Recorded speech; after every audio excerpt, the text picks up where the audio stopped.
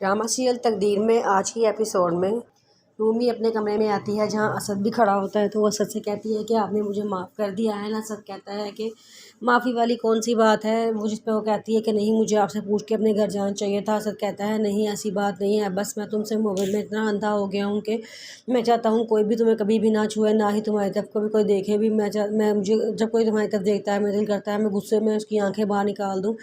रूमी कहती है कि मैं खुशकिस्मत हूँ कि मुझे आपका प्यार मिला है। मेरी मामा कहती थी कि बीवी वही जो पिया मन भाए, और वो बिल्कुल ठीक कहती थी। आप मुझसे इतनी मोहब्बत करते हैं, मुझे डर रहा है कि कहीं आपकी ये मोहब्बत मुझे मगरूराना बना दे।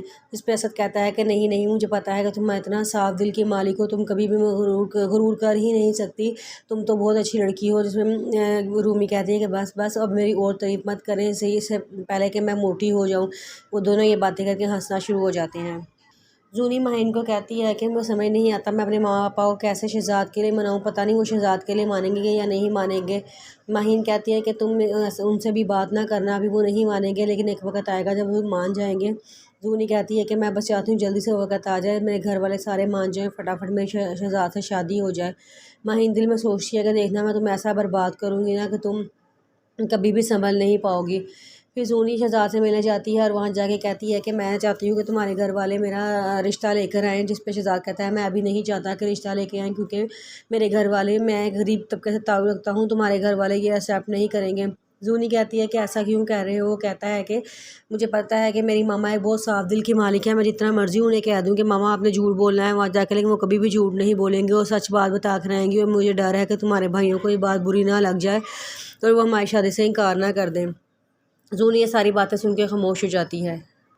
रूमी अपने कमरे में आती है और कहती है कि अम्मी ये सारे कपड़े मैंने धो दिए हैं, अब मैं इनको अलमारियों में रख दूं। जिस पे उसकी सास कहती हैं कि नहीं, हमारे साथ यहाँ पे ऐसे नहीं होता, अलमारियों में कपड़े इस्त्री करके रखे जाते हैं। ऐसा तुम ऐसा करो, ये सारे कपड़े बैठ के इस्त्री करो, फिर उसके बाद इनको अलमारियों में सेट करना। ये बात सुन के रूमी की आंखों में थोड़े से आंसू आ जाते हैं, लेकिन वो खामोश हो जाती है। वो कहती है ठीक है अम्मी जी, मैं इनको सारों को प्रेस कर देती हूँ। ये कह के वो कपड़े वहाँ से लेके चली जाती है। हमना की सास अपने कमरे में कुछ ढूंढ रही होती हैं। हमना वहाँ पे आती है तो कहती है कि अम्मी जी आप क्या ढूंढ रही हैं। तो वो कहती हैं कि मैं 70,000 रुपये कहीं रख के भूल गई हूँ, मैंने यही रखे थे, मुझे पक्का याद है। मुझे असद ने पैसे दिए थे कि मैं घर का खर्चा चला लूँ, लेकिन अब मुझे समझ नहीं आ रहा वो कहाँ गए हैं। जिस पे वो कहती है कि आप कहीं रख के भूल गई होंगी या आपने खर्च कर लिए होंगे। जिस पे उसकी सास कहती है नहीं बेटा, मैंने खर्च नहीं किए, जैसे ही मुझे उन्होंने पकड़ाए थे मैंने फ़ौरन यहाँ पे रख दिए थे और मुझे उनकी ज़रूरत ही नहीं पड़ी, पता नहीं कहाँ चले गए हैं। जिस पर हमना कहती है आप फिक्र ना करें, हम आराम से पूरा कमरा चेक कर लेते हैं, क्या पता आपने कहीं और रखे हों और आपको भूल गया हो। वो कहती है नहीं बेटा, मैं वाकई ही सच कह रही हूँ कि मैंने यहीं पे ही रखे थे, मैंने यहाँ पे तो हाथ ही नहीं लगाया। जिस पे वो कहती है चले कोई बात नहीं, आप परेशान ना हो, हम ढूंढ लेंगे तो इंशाल्लाह मिल जाएंगे, लेकिन 70,000 कोई छोटी रकम नहीं होती, ये बहुत बड़ी रकम होती है। फिर वो अपने कमरे में जाती है तो नबील उससे पूछता है कि क्या हुआ। तो वो बताती है कि मम्मा कहीं पैसे रख के भूल गई हैं और कोई छोटी रकम नहीं, 70,000 की रकम है, तो मिल ही नहीं रही। हम सारा कमरा ढूंढ के थक हार के मैं आ गई हूँ। जिस पे वो कहता है ठहरो मैं अपनी मम्मा के पास से होके आता हूँ। तो वो पीछे पीछे चल जाती है, चुप करके बातें सुनना शुरू कर देती है। तो वो अपनी मम्मा के पास जाता है और कहता है कि मम्मा आपको क्या हो गया है, आप क्यों इतना परेशान हो रही हैं, कोई मसले वाली बात नहीं है, आप परेशान ना हो।